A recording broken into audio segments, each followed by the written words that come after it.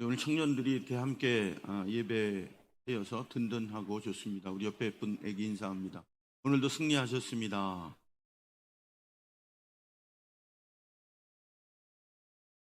코로나 이후에 대한 교회의 모습에 대해서 많은 이야기들이 지금 쏟아지고 있습니다. 지금으로부터 10년이 훨씬 더 된 시간인데요. 2050년대쯤 되면 우리 교회의 미래는 어떠하게 될 것인가 라고 하는 그런 책을 쓴 그런 교수님이 계십니다. 그분의 이야기로 한다고 한다면 기독교 인구가 절반으로 줄게 될 것이다. 통계상적으로 맞는 이야기죠. 왜냐하면 복음이 줄어들어서가 아니고요. 지금 가구 수는 1인 가구이기 때문에 많은 가구들이 생긴 것 같아요. 가구들은 줄지 않았습니다. 그런데 출산을 하지 않는 거예요. 출산을 하지 않고 그 다음에 지금 노령 인구가 급속도로 늘어나고 있기 때문에 잘 표현되고 있지는 않지만 지금 우리 교회 또 보시면 대부분이 지금 교회들이 이러한 그 교회의 구성원들을 가지고 있다는 겁니다. 인원수의 변동은 지금 안 보이는 것 같지만 밑에서 자라나고 있는 다음 세대들이 태어나지 않고 그리고 기존에 있는 지금 우리 어른신들이 지금 교회의 자리를 지키고 있다 이렇게 생각해 보시면 되겠는데요. 근데 앞으로 이 세대가 지나고 나면 2020년도가 넘어서 30년 후가 된다라고 한다면 자라나는 세대들이 출산이 반으로 인구가 줄기 때문에 당연히 교회의 인구는 반으로 줄 수밖에 없다. 그러니까 잘 판단하셔야 됩니다. 부흥이 안 되는 것이 아니고 인구의 수가 절벽으로 떨어지기 때문에 교회의 숫자도 그만큼 줄어든다. 그런데 지금 이 상태를 유지해 나갈 수 있다라고 하는 희망의 이야기를 던져주고 있다라고 하는 것입니다. 지금까지 우리 한국교회의 부흥의 원동력은 첫째는 교회학교였습니다. 저도 교회학교 세대입니다. 여름 성경학교. 흰 구름 뭉게뭉게 그 흰 구름 그 뭉게뭉게 그 찬양을 부르면서 여름 성경학교에 수많은 우리 주일학교 학생들과 수련회 그 중고등부의 수련회 그 교회 학교의 이 부흥이 지금 50대, 60대의 이 교회 부흥을 지탱하고 있다라고 해도 과언이 아니다라고 하는 것입니다. 두 번째에 우리 교회가 지금 이 교회의 모습을 지탱하고 있는 희망 섞인 그 부분으로 진행해 나가기 위해서는 전도가 계속되어져야 한다는 것입니다. 빌레 그레함 목사님의 전도, 수많은 전도, CCS의 전도, 글 없는 책의 전도, 자영리의 전도, 전도하는 사람이 터미널이나 곳곳의 동네들마다 전도하는 청년들과 전도하는 일들이 끊임없이 일어난 결과가 지금 우리 교회의 지금 현 상태의 2020년도의 모습을 그래도 유지하고 있다라고 하는 것입니다.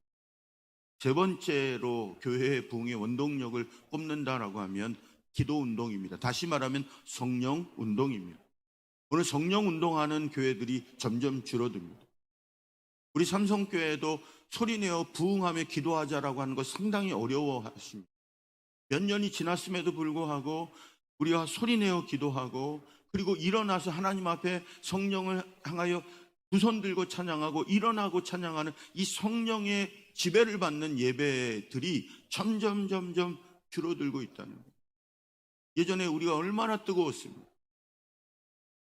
찬송 두 곡, 세 곡을 박수를 치면서 계속 목소리가 나면서 그런 열정적인 그런 신앙, 성령에 충만한 신앙들이 다 잃어버려졌습니다.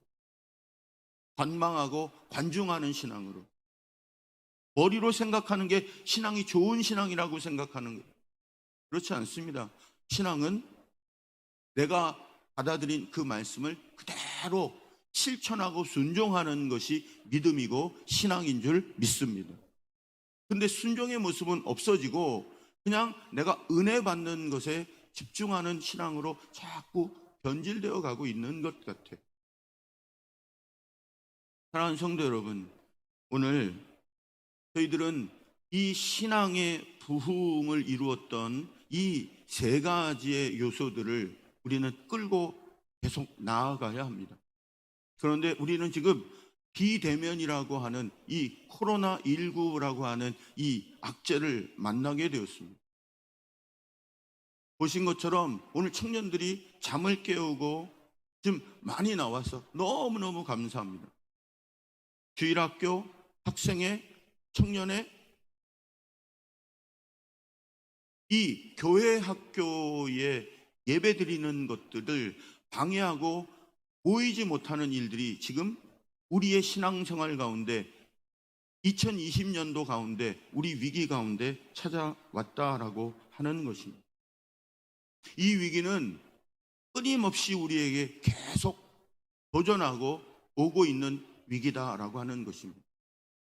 이 위기를 우리는 돌파해내야 하고 예수님이 오실 때까지 오늘 이 교회의 부흥을 유지해야 되고 교회의 구원의 방주의 사명을 유지하는 것이 저와 여러분들이 가지고 있는 사명이 되어야 할 줄 믿습니다. 그래서 이 교회는 소중한 것이고 세상에 어디에서 찾아볼 수 없는 예배의 공동체, 함께 예배하는 공동체, 함께 이 고난을 이기며 나가는 고난의 공동체, 환난과 시련이 앞으로 우리에게 있을 7장에서 우리가 본 것처럼 마지막 때에 적그리스도의 공격으로 한때 두때 반때라고 하는 곤고와 환난이 분명히 있는 이 때를 우리가 지나가야 하는데 성경이 말씀하고 있습니다. 다니엘에게 우리가 본 것처럼 포로로 끌려가 있는 것보다 더 심한 그런 상황과 마지막 때의 고난이 너희들 앞에 놓여 있을 것이다 라고 말하고 있습니다. 하나님을 대적하고 믿는 자들을 핍박하고 하늘에 있는 하나님의 영광들이 떨어지며 권위들이 떨어지며 하나님이 없는 것과 같은 그 적그리스도가 승리하는 것과 같은 때가 우리에게 놓여 있다라고 하는 것입니다. 이때를 우리가 어떻게 이겨나가며 하나님 나라가 우리에게 올 때 예수님이 다시 재림할 그날까지 우리의 교회를 다음 세대를 지켜나갈 수 있는가라고 하는 것입니다. 이것이 다니엘서가 우리에게 주고 있는 하나님의 메시지이고 말씀인 줄 믿습니다. 오늘 다니엘서 우리가 8장은 이미 교육자님들을 통해서 우리가 이 말씀을 보기도 하고 오늘 처음 말씀을 보실 수도 있습니다. 오늘 이 8장에 있는 이 말씀은 7장과 거의 동일한 흐름과 동일하게 흘러가고 있는 것을 우리가 볼 수가 있습니다. 1장서부터 2장 3절까지 언어가 히브리어로 쓰여져 있고요. 2장 4절부터 7장까지 언어가 다릅니다. 8장서부터 12장까지는 또 히브리어로 쓰고 있는데 그 가운데 있는 건 아람어, 그 당시에 갈대아어인 바벨론이 쓰고 있었던 언어로 오늘 이 2장 4절부터 7장까지가 기록이 되고 있는데 7장은 무슨 얘기를 하고 있냐면 세상의 끝, 예수님이 오시는 재림의 이 끝의 내용을 말씀하고 있습니다. 어떻게 보면 큰 그림이라고 할 수 있다고 하면 히브리어로 쓰고 있다라고 하는 것은 지금 이스라엘 백성들을 향한 조그만 그림으로 오늘 이야기하고 있다라고 생각을 해보면 더 쉽게 이해할 수가 있고요. 7장과 오늘 여러분이 8장을 이렇게 제가 한번 비교해 드릴 시간이 있으면 비교해 드릴 텐데 7장과 8장을 이렇게 비교해 보면 7장은 큰 이 제국들과 마지막 심판의 때에 대한 적그리스도의 이야기이고 오늘 이 8장은 예루살렘, 이스라엘을 향한 마지막 때의 그 적그리스도의 모습들을 기록하고 있다. 작은 그림의 모습을 가지고 있다. 그러니까 예수님이 오실 때까지 우리는 그 마지막에 날을 보내야 되는데 그 예수님을 맞이하는 그 시간마다 고난이 오고 환란이 오는 적그리스도의 공격들 가운데 우리가 놓여 있고 그 공격들 가운데 승리하는 저와 여러분이 되시길 주님의 이름으로 축원합니다. 이것이 다니엘서 8장과 7장이 우리에게 주고 있는 그런 내용입니다. 이 다니엘서는 오늘 여러분들이 이제 집에 가서 한번 쭉 읽어 보시길 바랍니다. 어려운 게 없어요. 그냥 성경은 성경으로 풀면 쉽게 되어 있고, 그리고 1장서부터 14장까지는 또 다니엘이 꾼 꿈에 대한 이야기를 하고 있고 환상에 대한 이야기를 하고 있고, 그리고 그 이후 15장서부터 27장까지는 가브리엘 천사, 하나님 옆에 모셔선 자, 하나님의 천사가 그 꿈에 대해서 하나하나 설명해 주고 있다라고 하는 것입니다. 1장서부터 7장까지는 6장까지는 꿈을 해석하는 사람이 다니엘입니다. 그런데 7장서부터 12장까지는 꿈의 해석자가 다니엘이 아니라 하나님의 천사 가브리엘이 그 꿈에 대한 해석을 해주고 계시다는 겁니다. 어제도 말씀드린 것처럼 오늘 우리 인생의 고난의 만난의 문제, 해결되지 않는 문제, 궁금한 문제, 이 문제를 가지고 하나님 앞에 나가서 구하는 것이 우리가 해야 할 일인 줄 믿습니다. 구하면 하나님께서 우리의 응답을 들으시고 하나님께서 환상을 보여주시고 해석을 해주시고 앞날을 보여주시고 미래를 보여주시는 줄 믿습니다. 사랑하는 성도 여러분, 여러분 앞에 해결되지 아니하는 근심 있고 두려운 문제를 하나님이 주실 때에 그 문제를 가지고 하나님 앞에 나와 구하고 그래서 응답받는 하나님의 백성들이 되시길 주님의 이름으로 축원합니다. 오늘 이 8장 1절서부터 이렇게 보면 나 다니엘이 처음에 나타난 환상 후 벨사살 제3년에 다시 한 환상을 나타나니, 지금 7장과 8장의 환상은 벨사살 왕 원년과 두 번째 환상은 벨사살 왕 제3년에 그 환상을 보고 있다라고 이야기하고 있습니다. 첫 번째 환상 다음에 몇 년 후에 또 환상을 보여주고 계세요. 하나님은 반복해서 말씀하시는 하나님이신 줄 믿습니다. 하나님이 반복해서 말하는 것, 야 공부해라 공부해라. 부모가 반복하는 거는 중요하기 때문에 반복하는 거고, 반복한다라고 하는 건 강조한다는 것입니다. 하나님께서도 우리에게 앞으로 나타날 일에 대한 적그리스도에 대한 이야기에 대해서 우리 성도님들에게 계속 반복적으로 계속 말씀하시는 것은 그것을 알아야 할 일이고, 그리고 중요한 일이고 또 강조하고 있는 일이다라고 하는 것을 우리가 가지고 오늘 이 말씀들을 대하고 여러분이 경각심을 갖는 저와 여러분이 되시길 주님의 이름으로 부탁을 드립니다. 그림 하나를 보여주세요. 지금 여러분이 보고 계시는 사진의 오른쪽이 양의 그림이고요. 그 다음에 저쪽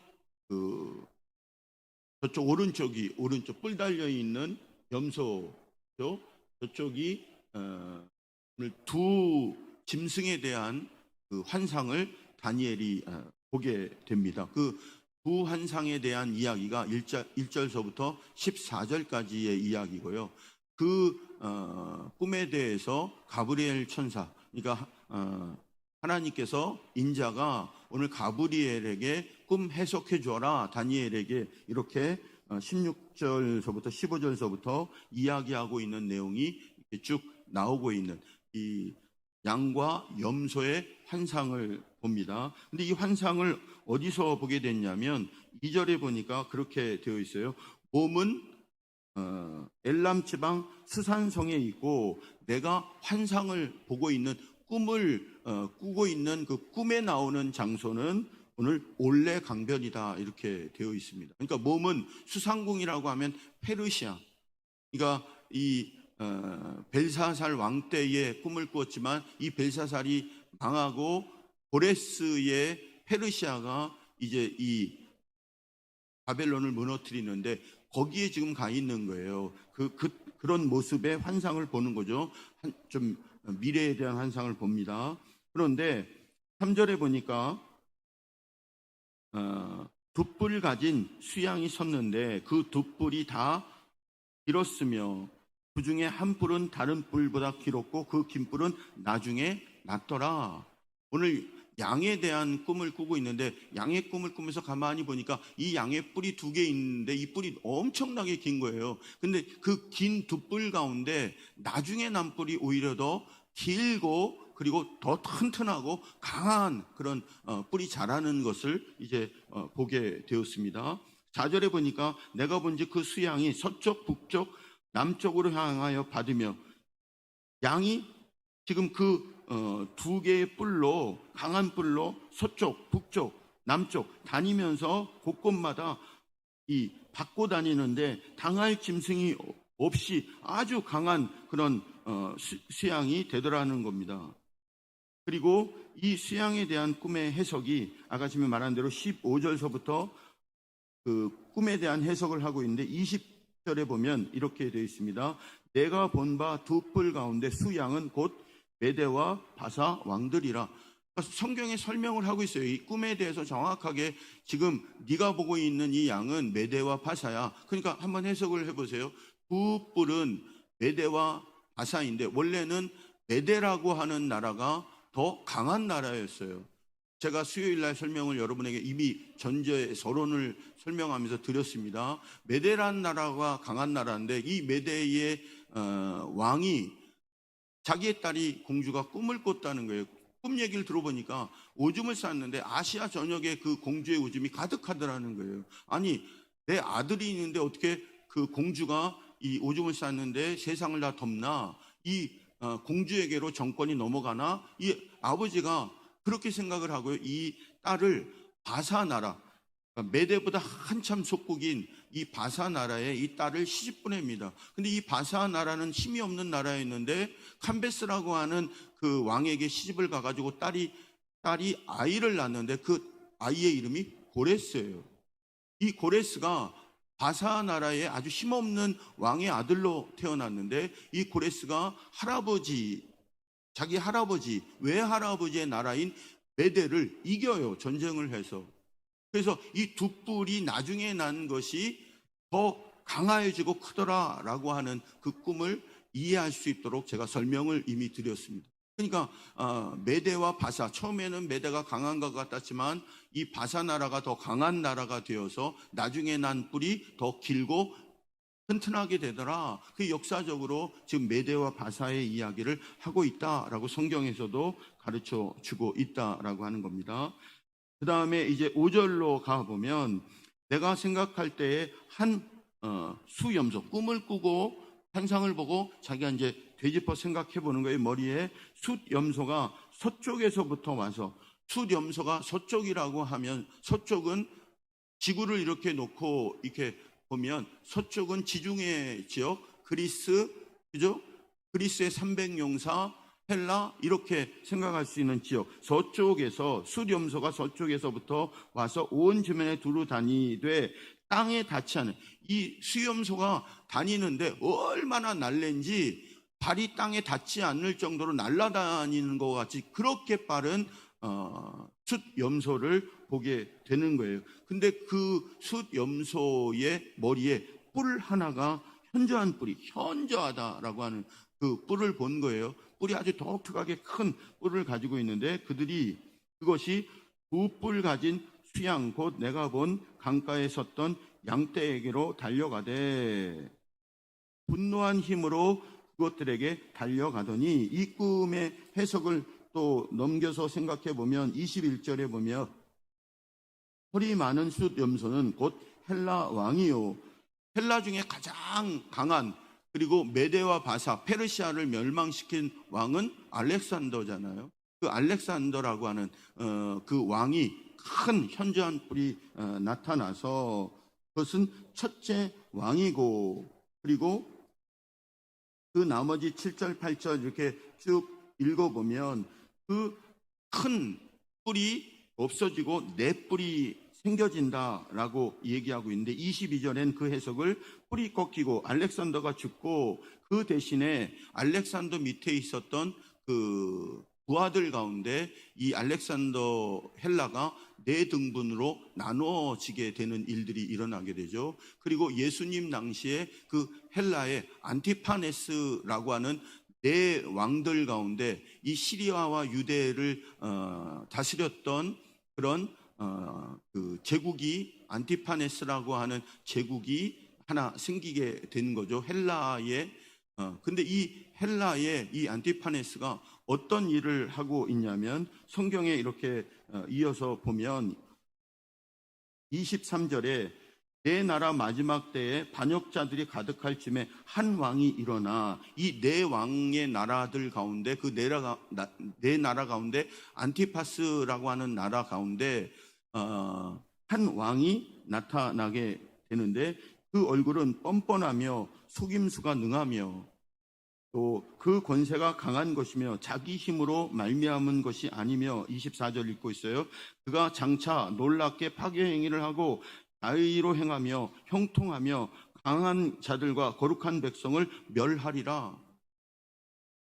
그 제국 가운데 한 왕이 나타나는데 그 왕이 뻔뻔하고 그리고 자기 힘으로 말미암아 어떻게 하고 있냐면 형통하고 강한 자들, 거룩한 백성들을 멸하고 꾀를 베풀어 제 손으로 25절 속임수를 행하고 마음에 스스로 큰 체하며 또 평화로운 때에 많은 무리를 멸하고 평화로운 때에 많은 사람들이 어려움을 당하고 또 스스로 서서 만왕의 왕을 대적할 것이요. 오늘 이 이야기들을 이렇게 쭉 보면서 우리가 9절 말씀에 이렇게 볼 수 있는데 이 사람 이렇게 한 왕이 나타나서 제국 가운데 한 왕이 나타나서 이렇게 어렵게 하는 사람을 설명하고 있는데 9절에 그중 한 뿔에서 또 작은 뿔 하나가 나서 동쪽과 영화로운 땅을 향하여 영화로운 땅 동쪽에 있는 나라는 이스라엘입니다. 이 안티파네스라고 하는 이 왕이 유다에 와가지고 하늘 군대에 미칠 만큼 커져서 그들을 짓밟고 11절 스스로 높아져서 매일 드리는 제사를 없애고 이 안티파네스가 이스라엘을 진짜로 공격을 해가지고요. 그리고 성전을 빼앗습니다. 성전을 빼앗고 안식일을 지키지 못하고 예배를 드리지 못하게 성전에 제우스 신을 갖다 놓고 그리고 돼지를 잡아서 제사를 하며 이 음식을 먹으라 그러고 제사를 드리지 않는 사람은 목을 쳐 죽이는 일들이 역사상에 일어나게 되었다라고 하는 것입니다. 그런데 13절 내가 들은즉 한 거룩한 이가 말하더니 다른 거룩한 이가 그 말하는 이에게 묻되 환상에 나타난 바 매일 드리는 제사와 망하게 하는 죄악에 대한 일상과 성소와 백성이 내어준 바 되며 짓밟는 일이 어느 때까지 이를꼬. 13절 언제까지 우리 믿는 사람들이 이렇게 한 왕이 일어나서 적그리스도처럼 믿는 자를 공격하고 그리고 예배드리지 못하게 하고 그리고 하나님을 대적하는 일들이 언제 일어나고 얼마나 지속이 되는가라고 이야기하고 있습니다. 14절 그가 내게 이르되 2300 주야까지 그때의 성소가 정결하게 되리라. 제가 아까 전에 이제 결론을 좀 내죠. 시간이 많이 지나서 7장은 세상 마지막 때의 적그리스도의 모습을 보였고요. 지금 이 8장은 유대라고 하는 나라의 아주 가까운 거리에 있는 적그리스도의 모습을 우리에게 보이고 있는데 그들이 믿는 자들을 공격해요. 양쪽 다 적그리스도가 믿는 자들을 다 공격을 하는데 그 때가 있다는 거예요. 양쪽 다 때가 있는데 한때, 두때, 반때라고 하는 그 때가 있고 오늘 그 이스라엘이 공격받는 그런 때가 있는데 230주야를 그냥 계산해 보면 한 6년 정도 되겠죠.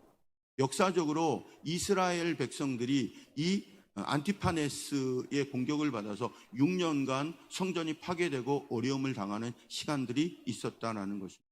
자, 그러면 이런 그림들을 가지고 한번 우리가 생각해 보아야 되겠습니다. 큰 그림으로 오늘 역사의 주관자는 하나님이신 줄 믿습니다.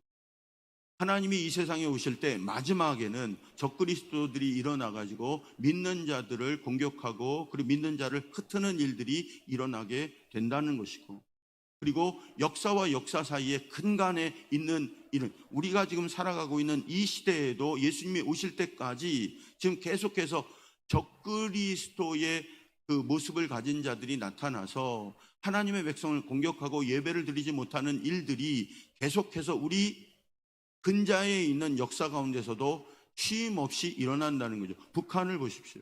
예배 드릴 수 없는 상황. 그러한 지도자들이 나와서 믿는 자들을 억압하고 예수 믿는 일들을 제약하는 일들이 우리가 예수 믿는 그 사이에 계속해서 역사 중간 메대와 이 헬라 사이에 일어나는 것처럼 이 역사들마다 이런 일들이 쉼 없이 일어나게 되더라는 것입니다.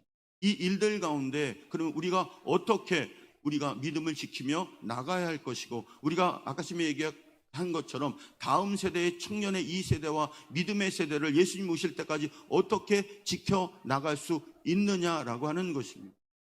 어떻게 해야 될까요? 오늘 성경에 이렇게 말씀하고 있습니다. 19절에 이르되 진노하시는 때가 마친 후에 될 일이 내가 내게 알게 하리니 이 환상은 정한 때 끝에 관한 것이라. 끝에 관한 것이라 말씀하시면서 이 마지막 때의 모습들을 동일하게 이야기하고 계십니다. 그러면서 25절에 끝에 뭐라고 말하고 있냐면 그가 사람의 손으로 말미암지 아니하고 그 적그리스도를 깨트리리라. 하나님을 대적하고 믿는 자들을 방해하는 자들을 누가? 사람의 손이 아닌 하나님의 능력과 하나님의 손으로 그들을 깨트리라. 할렐루야. 우리가 이 사실들을 믿고 역사의 주관자 되신 하나님을 믿고 하나님 앞에 우리가 되어져 있는 모든 것들을 하나님 앞에 맡기며 나가는 저와 여러분이 되시길 주님의 이름으로 부탁을 드립니다. 자, 오늘 저희들이 이제 이 신앙생활을 하면서 주의해야 할 것이 있습니다. 오늘 마귀는 사단은 오늘 교묘하게 이 역사 속에서 믿는 자들을 흩트기 위해서 모습을 변화시켜요. 예수 믿는 것의 핵심은 변화입니다.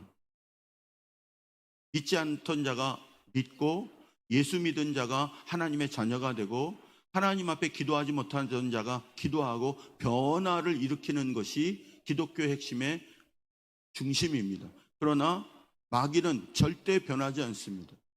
기도하지도 않고 사랑하지도 않고 예수를 믿지도 않고 하나님 앞에 영광 올려 드리지도 않습니다. 계속해서 모습만 바꾸어 가지고요, 믿는 자들을 공격하고 하나님을 대적하는 일들을 일어나는 게 적그리스도잖아요. 이 적그리스도들이 이용하고 있는 것은 첫째가 오늘 성경을 보면 이렇게 하고 있습니다. 6절에 양에게로 나아가되 분노한 힘으로 나가게 하더라는 거예요. 분노한 힘. 오늘 우리 교회 안에 분노가 있지 않습니까? 사람에게 분노가 있지 않습니까? 분노를 가지고 이 사단들은 일하게 합니다. 여러분들 누굴 지금 미워하고 계시지 않습니까? 오늘 우리가 하나님의 믿는 믿음의 생활 가운데 이 적그리스도에게 붙잡고 마귀에게 붙잡히지 않으려고 한다면 우리의 믿음이 분노의 믿음이 아니라 사랑의 믿음으로 그리고 용서의 믿음을 갖는 저와 여러분이 되길 주님의 이름으로 축원합니다. 또 하나, 오늘 성경에 보면 계속해서 8절에 보면 이렇게 이야기하고 있습니다. 스스로 힘이 강하여지고, 오늘 목사님들의 설교나 또 교회 장로님들의 신앙생활과 권사님들의 신앙생활을 보십시오. 전부 다 자기가 신앙생활하고 있는 거예요. 저도 마찬가지고 내 힘으로 하는 것 같이 신앙생활하고 내가 뭔가를 내가 할 수 있는 일이 오늘 성경에 보시면 아무것도 없습니다. 꿈 해석조차 자기가 할 수 없습니다. 누구의 힘으로? 하나님이 풀어주시지 않으면 풀 수 없는 것이 신앙이고 믿음인데 자기가 뭔가 할 수 있다라고 생각하는 저만 그거를 이용한다는 거예요. 9절에 보십시오. 9절에도 똑같이 이야기하고 있습니다. 11절에도 스스로 높아지고. 오늘 마귀들이 우리들을 붙잡아 가지고 종로를 시키는 그런 일들 가운데 가장 대표적인 것, 분노와 그리고 우리가 교만한, 스스로 잘난 체 하는 것들, 나대는 것들, 이런 모든 것들을 다 내어놓고 하나님만 붙들고 하나님만 의지하는 저와 여러분이 되시길 주님의 이름으로 축원합니다. 다니엘이 어떻게 했습니까? 이 모든 것들을 오늘 성경에도 동일하게 이야기하고 있습니다.